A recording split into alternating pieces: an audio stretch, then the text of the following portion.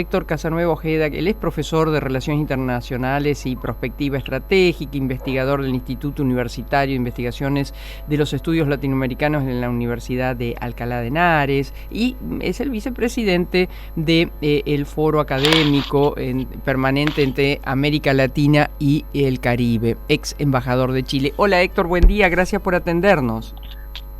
Hola Virginia, muy buenos días. Gracias a ti nuevamente por este espacio para conversar. No, por favor, temas. Para ayudarnos a pensar. Leí un artículo tuyo muy disparador, muy interesante, por eso quería traerlo a nosotros, sobre que la IA, ¿no? La inteligencia artificial, y vos decís que ni inteligencia ni artificial, desafiando a lo que pareciera ser ya casi algo comprobado, ¿no? ¿Nos podés contar sobre esto? Sí, cómo no. La verdad, Herminia, es que yo afirmo eso basado en algo muy sencillo. Vamos a ver, la inteligencia artificial o el término inteligencia artificial ya está instalado ya desde mediados del siglo pasado, con los primeros autores que comenzaron a hablar de esto, entendiendo por tal que las computadoras avanzadas en ese momento pudieran realizar tareas similares, y eso es el dato muy importante, similares a lo que puede realizar el ser humano de manera inteligente. Y se ha instalado tanto este término de inteligencia artificial fundamentalmente para distinguirla de lo que es la simple automatización de procesos, y esto además impulsado por el desarrollo exponencial que ha ido teniendo la computación misma, la informática, de tal manera que cada vez se han ido incorporando a los computadores, primero desarrollando computadores más eficientes.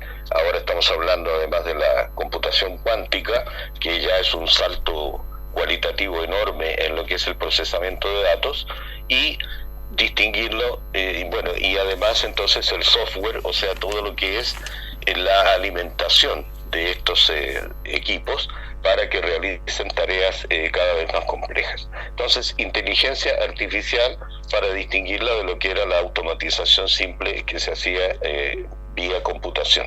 Ahora bien, ¿por qué yo afirmo que no es ni inteligente ni artificial? En primer lugar, porque le faltan aquellos componentes de la inteligencia como la conocemos, la inteligencia humana. Por ejemplo, la capacidad de abstracción, por ejemplo, la capacidad de tener un comportamiento ético, la capacidad de distinguir entre el bien y el mal por sí misma, y eso son atributos de la inteligencia humana que me atrevería, Héctor, a decir que tampoco tiene introspección, que es algo tan propio del ser humano, ¿no? Tienes todas las razones, efectivamente.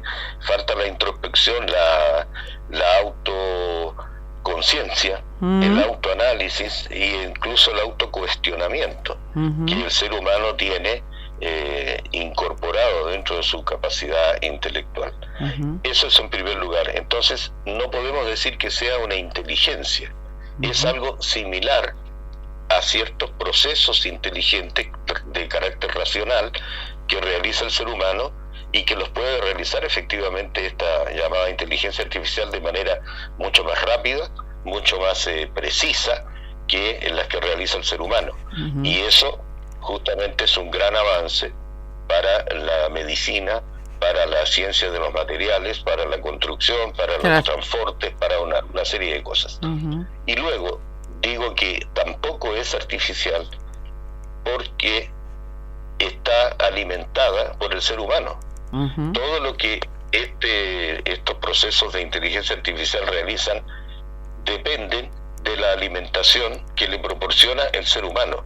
Cuáles son las instrucciones, los códigos, los parámetros que establece el ser humano en estos programas de inteligencia artificial para que la inteligencia los desarrolle de esa manera que hemos dicho, enormemente dinámica, con gran capacidad, etcétera. Entonces, no es inteligencia ni es artificial. Ahora, uno podría pensar, Herminia, y decir, bueno, ¿qué importa, no?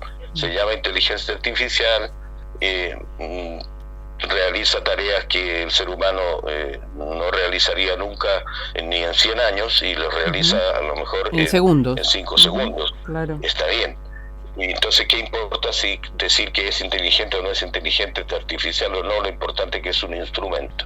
Y eso podría ser justamente el motivo para que mi posición y mi artículo fuera simplemente rebatido por los científicos o por la gente que trabaja directamente en esto. Ahora, ¿por qué da miedo? ¿Por qué los grandes creadores de esto llamado, conocido como inteligencia artificial, han dicho, bueno, paremos la mano, señores, y Europa está tratando de reglamentarlo? Acá en Argentina y en Latinoamérica no he visto que haya reglamentación sobre eso, pero ¿por qué ocurre esto? Bueno, justamente, aunque no lo digan así, pero la preocupación radica precisamente en que no es ni inteligente ni es artificial. Es decir, que no tiene la capacidad este instrumento, esta herramienta informática, de discernir en situaciones críticas, por ejemplo. Vamos a poner un ejemplo.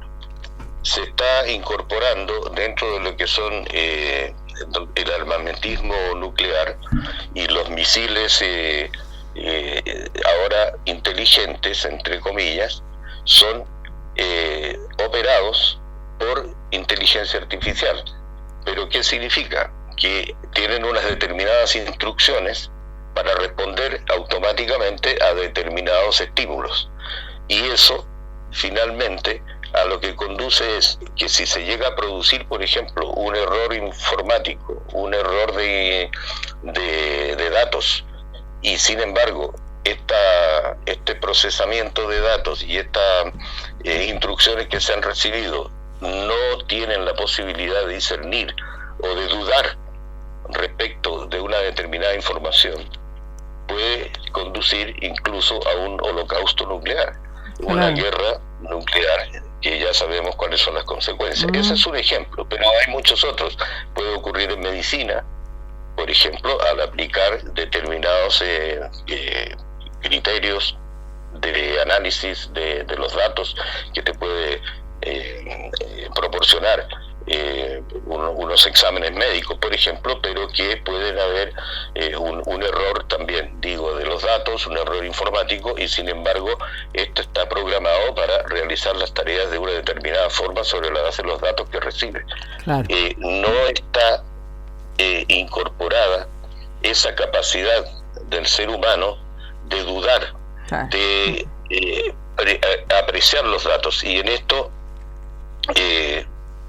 coinciden tanto líderes políticos mundiales como técnicos, especialistas e incluso los propios creadores de la inteligencia artificial avanzada. Lo vemos a Elon Musk, lo vemos también bajando línea, en el mejor de los sentidos, al primer ministro inglés, ¿no? Rishi Sunak, entre otros. Exacto. ¿No? Exacto, y bueno, y la prueba de que hay preocupación respecto de esto está en, yo diría, 3 o 4 hechos muy recientes. Uno, que el Senado de Estados Unidos ya ha realizado 2 hearings, 2 audiencias sobre inteligencia artificial con los creadores de este sistema avanzado, sobre todo el ChatGPT. Y eso es ya un indicador de la preocupación del Congreso de Estados Unidos. Lo segundo es que las Naciones Unidas, la Secretaría General, acaba de crear un grupo de trabajo de asesoría sobre esto para ir hacia una propuesta que se hará el próximo año de creación de una agencia reguladora de inteligencia artificial, como existe, por ejemplo, la Agencia de la Energía Atómica. Tercero, el Consejo de Seguridad de Naciones Unidas, que ya sabemos que es un consejo limitado, pero que se ocupa fundamentalmente de los temas bélicos y las posibilidades de la guerra, etcétera, ha celebrado ya una sesión especial sobre inteligencia artificial como una posible amenaza existencial para la humanidad. Y cuarto, lo que recientemente ha ocurrido, como tú señalabas, lo del primer ministro británico, que llamó a una conferencia mundial de más de 300 especialistas, líderes, presidentes, etcétera, en Londres, además en un lugar emblemático, Bletchley, que es la localidad en Inglaterra donde se desarrolló la primera computadora, que fue con Alan Turing la que permitió descifrar la máquina esta Enigma de codificación que tenían los alemanes para desarrollar sus acciones bélicas. En fin, entonces, esto revela de que efectivamente este instrumento, esta herramienta, lo que nadie quiere ahora ya, incluso sus propios creadores, es que se les vaya de las manos, y se nos vaya de las manos, ¿no? Y entonces tenemos que hacer. Kamala Harris, la vicepresidenta de Estados Unidos, anunció en esta conferencia reciente en Londres la creación en Estados Unidos de la Agencia de la Seguridad de la Inteligencia Artificial, y estamos en ello. Ahora, en América Latina hemos tenido un primer avance en este sentido. El primer avance se ha producido en una reunión que hubo hace una semana, un poco más, en Santiago de Chile, promovida por la UNESCO, con las agencias de ciencia y tecnología de la región, para ir creando un consenso en torno a la necesidad también de la regulación de la inteligencia artificial. No hubo muchos resultados, porque desgraciadamente así somos. El problema fue porque la idea era aprobar la creación de un consejo sobre latinoamericano sobre inteligencia artificial, pero empezamos con las tonterías, ¿no? De que quién va a presidir el consejo, que quiénes van esto, quiénes lo van a incorporar. Eso bien Héctor, eso bien humano, ¿no? De la IA. Eso es muy humano, pero además es muy latinoamericano, desgraciadamente. Sí. Ahora, digamos, ¿cómo imaginás vos, porque esto llegó para quedarse? Otra de las enormes preocupaciones, más allá de lo médico, también es el tendal que puede llegar a dejar el reemplazo de los puestos laborales, y que esto sea mucho más rápido que la generación de nuevos puestos laborales para los humanos, ¿no? Totalmente, efectivamente. Mira, hay una externalidad positiva de la inteligencia artificial, porque ayuda a acelerar procesos, a mejorar procesos, sobre todo, como decíamos, en muchos campos, prácticamente en todos los campos de la vida, y nos va a ayudar mucho, y nos está ayudando mucho, y además va a generar muchos crecimiento también económico, porque va a mejorar los procesos económicos, productivos, etcétera. En ese sentido no hay que decir ni pensar de que habría que descartar esto, que además, como tú dices, ya llegó para quedarse. Ahora, ¿cuál es la externalidad negativa que puede tener? Aparte de las amenazas en ciberseguridad, etcétera, que ya hemos dicho y que tienen que ser atenuadas y reguladas. Pero la externalidad en el mundo del trabajo, efectivamente, el futuro del trabajo. Ya sabemos que prácticamente el 50% de los trabajos que se realizan hoy, en 15 o 20 años, van a desaparecer, van a ser reemplazados, pero se van a crear otros. Y eso está claro, todos los estudios, el World Economic Forum, la OSDE, etcétera, todos indican de que va a producirse incluso una creación mayor de empleos y de mayor calidad y de mejor remuneración. Pero, lo que tú dices, el paso de una situación a otra genera un bolsón enorme de desplazados del sistema productivo, y que solo una parte de ellos van a poder ser recalificados y reconvertidos a los nuevos empleos, y una parte muy importante no va a poder engancharse, ya sea por temas de edad, por procedencia, por educación, etcétera.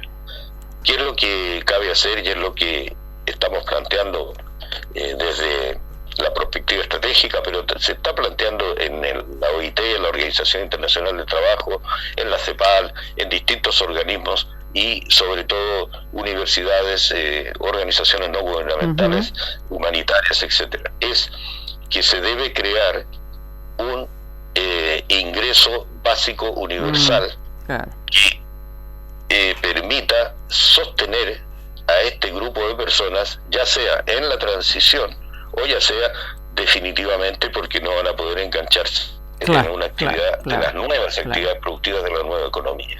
Eso está en discusión, se ha puesto en práctica en algunos países para testearlo, cómo funcionaría, que no sea un incentivo perverso para que la gente no trabaje, etcétera. Pero no cabe ninguna duda que por ahí va la solución. Ahora, ¿cómo se financia eso, Herminia? Sí.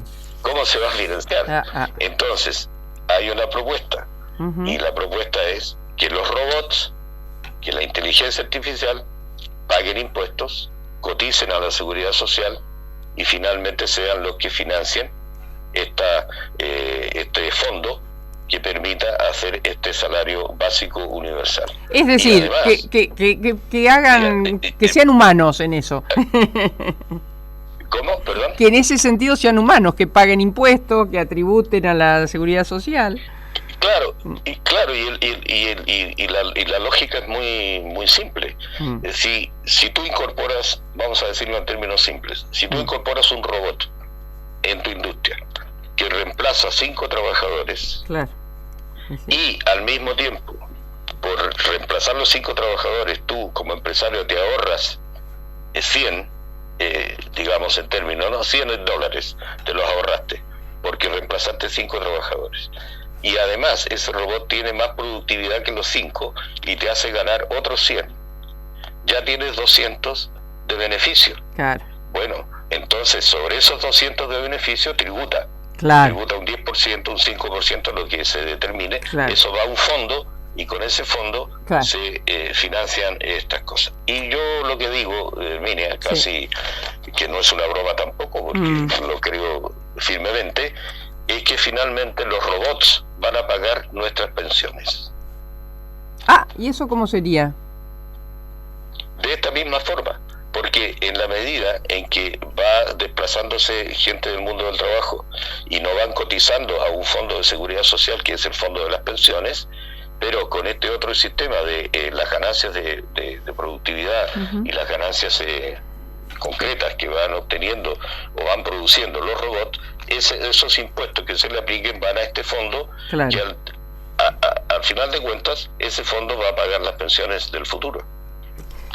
Muy interesante, la verdad, pero muy interesante una vez más, Héctor. Muchísimas gracias por tu tiempo y por ayudarnos a pensar este mundo que está acá, pero bueno, a veces no lo terminamos de entender o comprender, ¿no? Así que muchísimas gracias. Bueno, gracias a ti, Herminia, y siempre disponible. Un abrazo. Gracias. Bueno, hemos conversado pero muy interesante con el doctor Héctor Casanueva, ¿no? Él hace rato que viene trabajando sobre esto de pensar el futuro. En este caso, insisto, un futuro que está acá entre nosotros, ¿no? Pero bueno, por suerte hay gente que se dedica a intentar encontrarle soluciones a lo que es un cambio de época. Hay un cambio de época. Fíjate vos que cuando Casanueva dice que en aproximadamente, creo que dijo 15 años, no sé dónde lo anoté por allí, el 50% de los trabajos que conocimos van a desaparecer como tal, y para nosotros los humanos, bueno, tenemos que apurar el tranco, ¿no? Algo hay que hacer, porque porque no se van a poder reconvertir, o no nos vamos a poder reconvertir por razones de edad o lo que fuera, o inclusive porque las diferencias son tan abismales en el mundo, en donde todavía hay gente que necesita de los trabajos, hasta si querés más comunes y rústicos, no sé, la construcción, la limpieza, porque